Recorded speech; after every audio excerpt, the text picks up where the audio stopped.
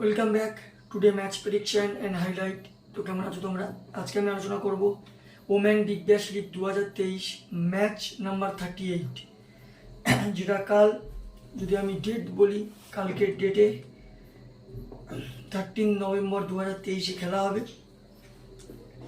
খেলাটা হবে Hobart Hurricane woman versus Sydney Sixer woman. খেলাটা ইন্ডিয়ান টাইমে দুপুর 12:40 PM খেলা। আর যদি অস্ট্রেলিয়ান লোকাল টাইম দেখি, অস্ট্রেলিয়ান লোকাল টাইমে সন্ধ্যে 6:10 PM খেলা। খেলাটা হবে বিলেরাই ওভাল হবার্টে খেলা। এটা হবার্টের হোম ম্যাচ। তো প্রথম আলোচনা করব হবার্টের ওয়েদার আপডেট নিয়ে। তো এই সময় যে টাইমে খেলা, ওই সময় ওয়েদার আছে নো রেন, কোনো রেনের আপডেট নেই। এই সময় 17 ডিগ্রি সেলসিয়াস আছে, ক্লিয়ার স্কাই, ফুল 20 ওভার খেলা হবে।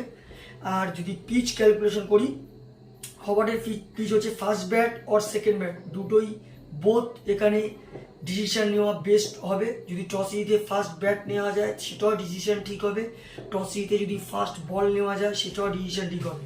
কিন্তু সবথেকে বড় ফ্যাক্টর হচ্ছে টস জিতে যদি ফার্স্ট ব্যাট করা হয় তাহলে 160 থেকে 170 করতে হবে, তবে ডিফেন্ডেবল টোটাল হবে। আর টস জিতে যদি সেকেন্ড ব্যাট করা হয় তাহলে ফার্স্ট ব্যাটকে 140 থেকে 150-র মধ্যে রেস্ট্রিক রাখতে হবে, তবে চেজেবল হবে। তো এখানে যে কোনো একটা ডিসিশন নিলে কোনো ব্যাপার না, তবে এই রানটাই টার্গেট রাখতে হবে। তো এখানে 160 প্লাস গুড স্কোর এই পিচে, এটাই বলবো। সিডনি সিক্সার ওম্যানের যদি হবার্ট হ্যারিকেন ওম্যানের যদি প্লেইং 11 দেখি, যদি ব্যাটসম্যান আমি দেখি, অ্যালেস ভিলানি আছে ক্যাপ্টেন, লিজি লি আছে wicket keeper cum batsman, Brian Smith আছে, নমি স্ট্যালিনবার্গ আছে, রুথ জনস্টন আছে। অলরাউন্ডার হিসাবে যদি দেখি, হিটার গারাম আছে, নিকোলা কেরি আছে। আর বলার হিসাবে মলি স্ট্যানো, অ্যামি স্মিথ, মাইজি গিবসন আর সেবনিক ইসমিল। তো এটা হলো প্লেইং 11-এর আমি ক্যাটাগরি বলে দিলাম। সিডনি সিক্সার ওম্যানে যদি প্লেইং 11 দেখি, ব্যাটসম্যানের মধ্যে মাইটলাইন ব্রাউন আছে, wicket keeper cum batsman. Mathilda Carmichael আছে, এটাও উইকেট কিপার কাম ব্যাটসম্যান।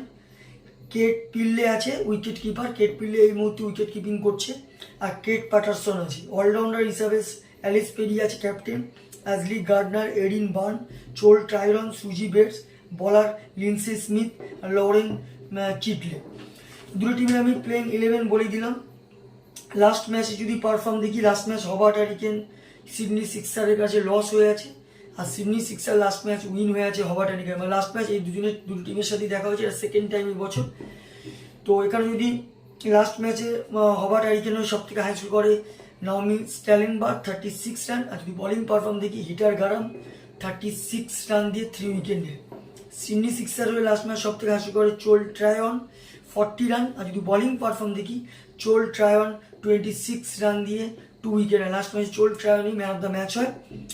তো যাই হোক, Sydney Sixer woman versus Hobart Hurricane woman, দুটো টিম যদি পার্সেন্টেজ ক্যালকুলেশন করা হয়, আমি এটা 50-50 বলবো। এটা সব থেকে কারণ হচ্ছে হবার্ট হ্যারিকেনের ব্যাটিংয়ের থেকে বলিংটা আমার বেটার লাগছে, ব্যাটিংটা মোটামুটি বলা যেতে পারে। সিডনি সিক্সারের ব্যাটিংটা ঠিকঠাক লাগছে, বলিংটা আমার হবার্ট হ্যারিকেনের মতো লাগছে না। হবার্ট হ্যারিকেনের বলিংটা আমার বেটার লাগছে।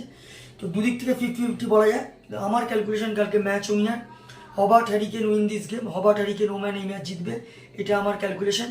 আর যদি এখানকার টপ ফ্যান্টাসি পিক দেখি, হবার্ট হ্যারিকেনের হয়ে টপ ফ্যান্টাসি পিকের মধ্যে আমি রাখবো Elyse Villani, Naomi Stalenberg, Ruth Johnston আর মলি স্ট্যানোকে রাখবো। সিডনি সিক্সার্সের ওম্যানের হয়ে যদি টপ ফ্যান্টাসি পিক দেখি, সিডনি সিক্সার ওম্যানের জন্য আমি Kate Patterson, Mathilda Carmichael, Ellyse Perry, Ashleigh Gardner, Suzie বেটসকে আমি টপ ফ্যান্টাসি পিকের মধ্যে রাখবো। তো যাই হোক, এখানে যদি রানের ক্যালকুলেশন করা যেতে পারে, যদি এখানে হবার্ট হ্যারিকেন ফার্স্ট ব্যাট করে, তো আমার ক্যালকুলেশন হবার্ট হ্যারিকেন এটা 160 থেকে 170-র মধ্যে করবে, যেটা 15 রানে ম্যাচ জিতে যেতে পারে।